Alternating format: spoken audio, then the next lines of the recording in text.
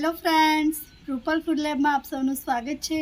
આજે આપણે બનાવીશું મેંદા વગર ઘઉંના લોટમાંથી બનતા એકદમ હેલ્ધી અને ટેસ્ટી બિસ્કિટ। આ હેલ્ધી બિસ્કિટ ઘરમાં બધાને ખૂબ જ ભાવશે અને ખાસ કરીને બાળકો માટે તો આ એકદમ પરફેક્ટ નાસ્તો છે। સમર વેકેશન દરમિયાન બાળકો માટે બનાવો તો તેમને ખૂબ જ ગમશે। તો ઘરની સરળ સામગ્રીમાંથી બનતા આ બિસ્કિટ એકવાર જરૂરથી ટ્રાય કરવા જેવા છે। તો ચલો આપણે બિસ્કિટની રેસીપી જોઈ લઈએ। તો સૌથી પહેલાં આપણે એક બાઉલમાં અડધો કપ જેટલું ઠંડુ દૂધ લઈ લઈશું અને તેમાં આપણે 3/4 કપ જેટલી એટલે કે 12 મોટી ચમચી જેટલી ખાંડ ઉમેરીશું અને તેને મિક્સ કરીશું। તો અહીંયા આપણે દૂધમાં ખાંડને ઓગાળવાની નથી, માત્ર તેને મિક્સ કરી અને સાઈડમાં રાખીશું। અને હવે એક મોટા બાઉલમાં 1/2 કપ જેટલો ઘઉંનો લોટ લઈ લઈશું। તો જે રેગ્યુલર રોટલી બનાવવા માટે યુઝ કરીએ છીએ એ જ લોટ લઈશું। સાથે આપણે તેમાં 1 કપ જેટલી સૂજી ઉમેરીશું અને 1/3 કપ જેટલું ટોપરાનું છીણ ઉમેરી દઈશું। હાફ ટીસ્પૂન જેટલું ઇલાયચી પાવડર અને 2 મોટી ચમચી જેટલા કાજુના ટુકડા ઉમેરી દઈશું।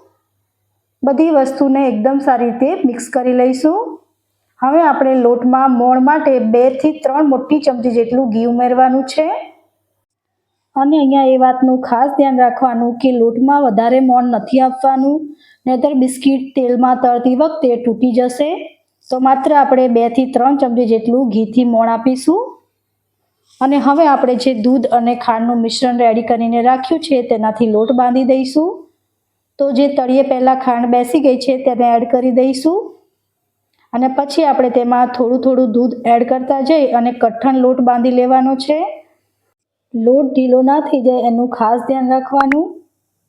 જે દૂધ અને ખાંડનું મિશ્રણ બનાવ્યું છે તે બધાની આપણને જરૂર પડશે અને આપણો કડક લોટ બની અને તૈયાર થઈ ગયો છે, તમે જોઈ શકો છો। તો હવે આપણે તેમાંથી 2 અલગ લુવા કરી લઈશું અને તેને આપણે આવી રીતે હાથથી શેપ આપી દઈશું। તો અહીંયા હું રેક્ટેંગલ શેપના બિસ્કિટ બનાવું છું એટલે હું આવી રીતે એને શેપ આપી દઈશ અને પછી આપણે તેને નાઇફથી કટ કરી લઈશું। તો તમે જોઈ શકો છો કે એકદમ સરસ એવા આપણા રેક્ટેંગલ બિસ્કિટ બની અને તૈયાર થશે। તો અહીંયા તમે તમારી પસંદ પ્રમાણે કોઈ પણ શેપના બિસ્કિટ બનાવી શકો છો। તમે તેને સ્ક્વેર, સર્કલ કે પછી વણીને તમારી પાસે જો કૂકી કટર હોય તો તેનાથી પણ તમે બિસ્કિટનો શેપ આપી શકો છો।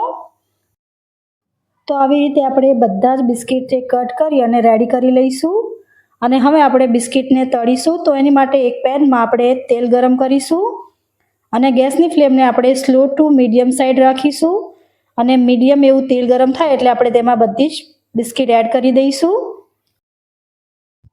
બિસ્કિટને આપણે સ્લો ફ્લેમ પર જ તળીશું એટલે આપણા બિસ્કિટ છે એ એકદમ સરસ ક્રિસ્પી બનશે। તો આવી રીતે ફેરવી અને આપણે બિસ્કિટને 6 થી 7 મિનિટ જેવું સ્લો ફ્લેમ પર થવા દેવાનું છે।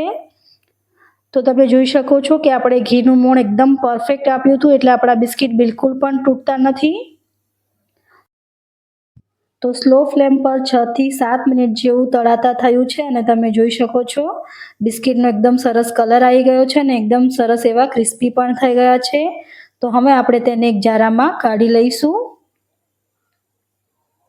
અને આવી જ રીતે આપણે બધા જ બિસ્કિટને તળી અને રેડી કરવાના છે। તો આપણે જે બીજા બિસ્કિટ છે તેને પણ આપણે તળી લઈશું। તો ગેસની ફ્લેમને મીડિયમ ટુ સ્લો સાઈડ જ રાખવાની છે અને ફેરવી અને તેને આપણે 6 થી 7 મિનિટ જેવું તળીશું એટલે એકદમ સરસ એવા ક્રિસ્પી આપણા બિસ્કિટ બની અને રેડી થઈ જશે। તો એકદમ ઇઝી રેસીપી છે અને માત્ર 4 થી 5 વસ્તુમાંથી બની જાય છે। તો એકવાર જરૂરથી આ ટ્રાય કરવા જેવી રેસીપી છે।